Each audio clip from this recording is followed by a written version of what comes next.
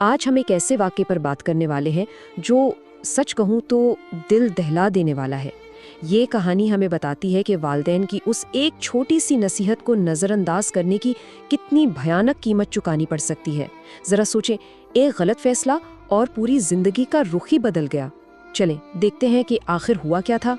کہانی کے گہرائی میں جانے سے پہلے ذرا ان الفاظ پر غور کریں۔ بیٹا، اگر کبھی مشکل آئے تو یاد رکھنا، ماں کی دعا ہمیشہ تمہارے ساتھ ہوگی۔ یہ وہ آخری دل چیر دینے والے الفاظ ہیں جو اس پوری کہانی کی بنیاد ہے۔ یہ دکھاتے ہیں کہ حالات جو بھی ہوں، ایک ماں کی بے لوث محبت کبھی ختم نہیں ہوتی۔ حصہ 1، پرسکون گاؤں اور ضدی نوجوان۔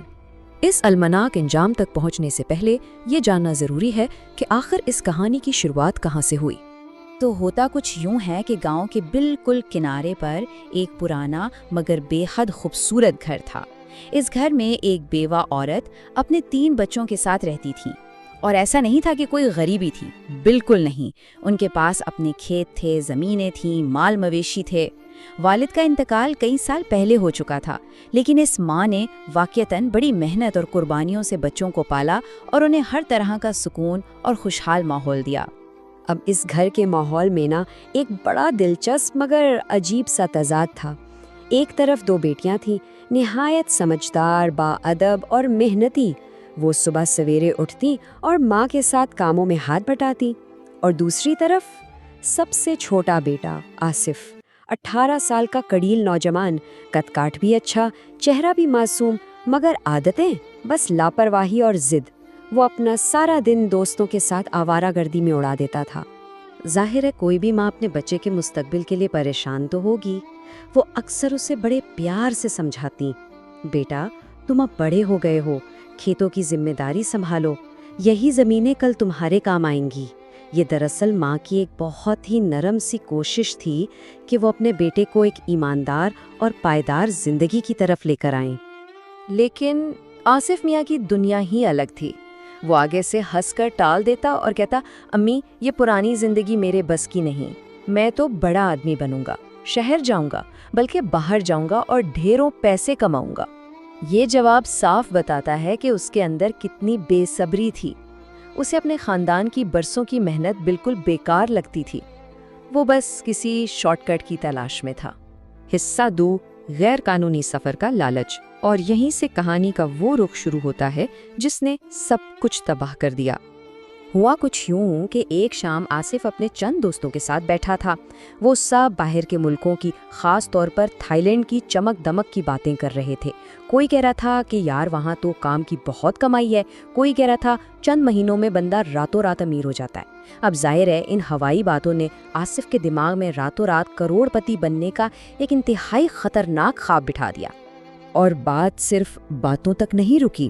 انہی میں سے ایک دوست نے ایک ڈنکی لگوانے والے یعنی غیر قانونی ایجنٹ کا ذکر چھیڑ دیا۔ کہنے لگا بس تھوڑے پیسے دو، باقی سب کام وہ خود کروا دے گا۔ آپ جانتے ہیں یہ وہ جھانسا ہے جس میں آج کل کے بہت سے نوجوان پھنس جاتے ہیں، اور آصف بھی اپنے ان سنہری خوابوں کے چکر میں اس جال میں پوری طرح پھنس گیا۔ حصہ 3، ماں کی آخری نصیحت۔ یہ کہانی کا وہ موڑ ہے جہاں ماں اور بیٹے کے درمیان ایک بہت ہی تکلیف دہ کشمکش ہوتی ہے۔ اگلی صبح جب آصف نے جا کر اپنی ماں کو اپنا ارادہ بتایا نا، تو یقین مانے ان کے چہرے کا رنگ ہی اڑ گیا۔ انہوں نے روتے ہوئے، منتیں کرتے ہوئے کہا، بیٹا ہمیں کسی چیز کی کمی نہیں، یہ غلط راستہ اختیار مت کرو، یہ غیر قانونی سفر صرف تباہی لاتا ہے۔ اصل میں ماں دنیا دیکھ چکی تھیں، انہیں بخوبی اندازہ تھا کہ اس اندھے راستے کا انجام کتنا خوفناک ہو سکتا ہے۔ لیکن یہاں جو بات سب سے زیادہ چبھتی ہے وہ آصف کا رد عمل ہے۔ اتنی جذباتی التجا کے باوجود اس نے نہایت سخت لہجے میں جواب دیا، امی آپ کچھ نہیں جانتی، میں اپنی قسمت بدلنے جا رہا ہوں۔ یہ ضد کی انتہا نہیں تو اور کیا تھی۔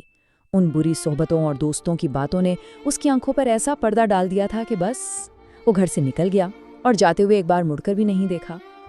اب ذرا دیکھیں کہ واقعات کتنی تیزی سے پلٹتے ہیں۔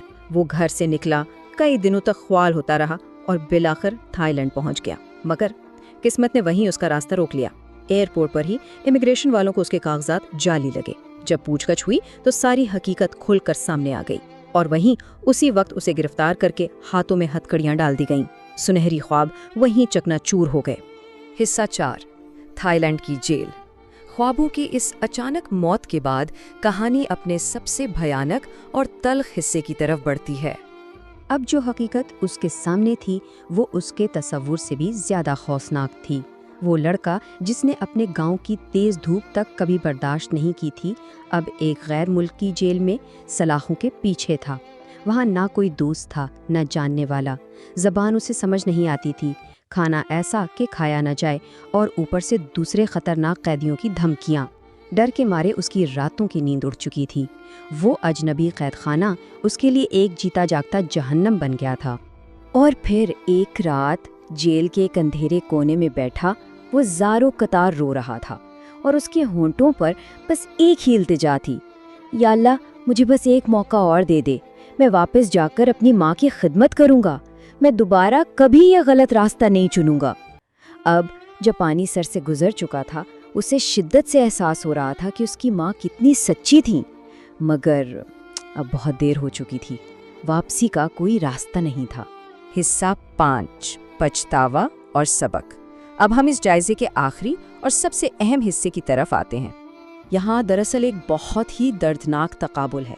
ज़रा तसव्वुर करें, एक तरफ वो बूढ़ी माँ है जो गांव में रोज़ चौखट पर नज़रें जमाए बैठी है, बेटे की खैरियत की दुआएं मांगती है।